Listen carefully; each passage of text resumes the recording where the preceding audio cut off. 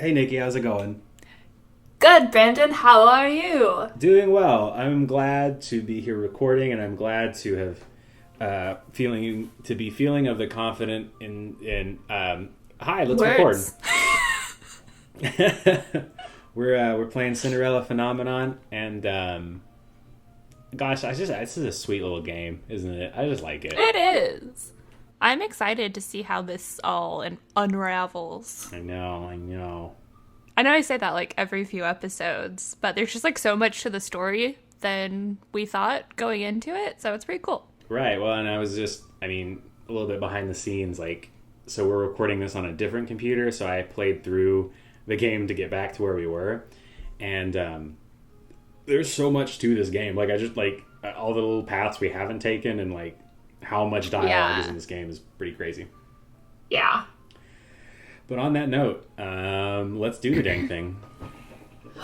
I returned to the jewelry peddler we found earlier. Oh, peddler name. Hello, Madam Sir. What can I help you with today? Do you have any sort of rose-shaped jewelry here? Turn it down just a little bit.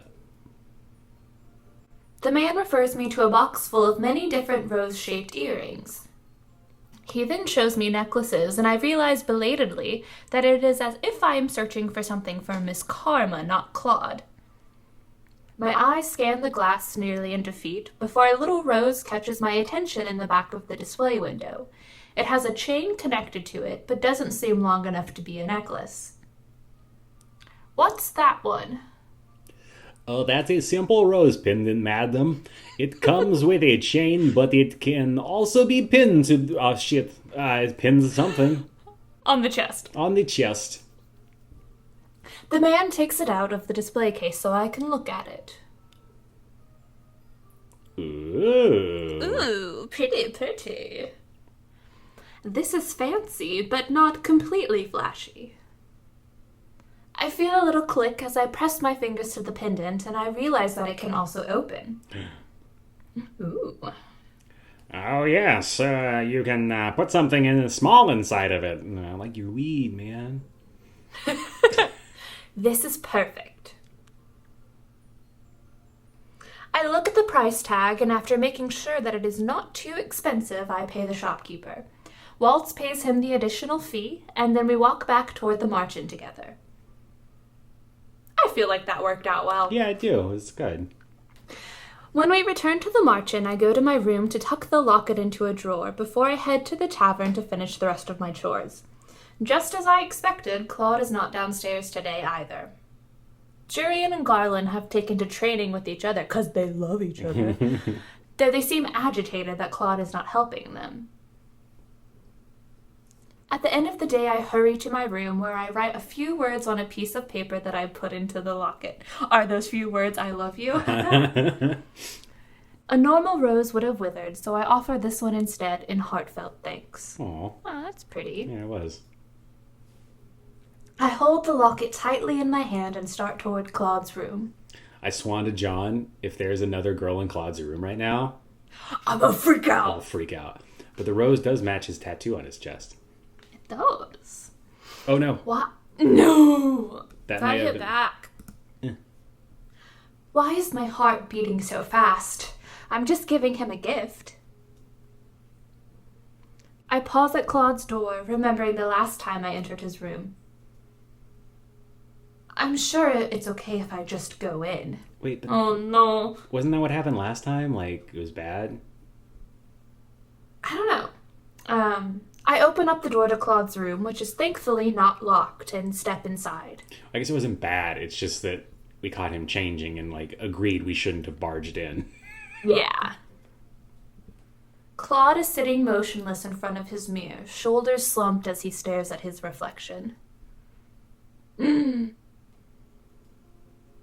He's shirtless, and there's that tattoo. It seems different. Claude does not notice me at first. I notice that his hand goes to the tattoo over his chest, and then I hear him heave a heavy sigh. Slowly, I close the door behind me. It clicks, and that is when he suddenly turns to look at me. At first there is just shock on his face, and then suddenly anger. Again, why do you do this again, Rosaria? I kind of came to do both, but I mostly came to give him something. Right. So that's what I'm gonna say. Okay, that feels I right. came to give you something. I tightly grip the locket in my hands as I stare at him. And this was so important, so very essential, that you once again missed knocking on my door for a simple delivery? His voice slices through my heart. I wanted it to be a surprise. I am not in the mood for surprises, princess. Brooding. Oh, okay. In no time at all, Claude is suddenly right in front of me, his hands outstretched on either side of me, pinning me to the wall against the door.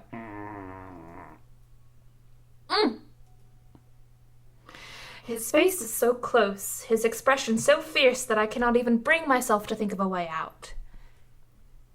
The only thing I can do is stare at him levelly. Without getting angry. Without crying. I will not show any weakness. Why? Why aren't you struggling or screaming at me? That's what the Rosaria that I know would do. Then you do not know me as much as you think you do. And you know nothing about me! I already have a retort prepared when I stop, realizing that he is right. I barely know anything about him. No, I don't, but I'd like to. Why do you insist on poking your nose into others' businesses? We're partners. That's the only reason. It has to be. I'm supposed to help you, so why do you keep secrets from me? Help me? His lips quirk, but his smile is sardonic. Claude, I want to help you. In the silence that descends between us, I find that I cannot help but look at Claude's tattoo, at the thorns twirling around the rose. It is beautiful, but it also seems so lethal. When I glance at Claude again, he looks crestfallen, his eyes glittering like he might be on the verge of tears. Secrets are secrets for a reason, princess. You should know that. If I could speak about them, I would, but I can't. And you bursting into my room without any notice only makes it harder. Harder for what? Princess, you can't imagine what all this feels like. What is he talking about? And that woman, I thought we were meant to be. She was so lovely, her smile as bright as the sun. Claude's eyes are far away. And that's why, never again. But then you ruined everything, Rosaria. You cut me down like... I push my hands against Claude's chest, catching him off guard and forcing him to stumble back. I cannot take any of this. If I've ruined everything, then I'll just leave. You can have all of the time in the world to yourself then. The locket I'd bought for him burns in my hand, and I end up throwing it at his feet. Ow. Rosaria, wait. I ignore him as I run from the room. Run.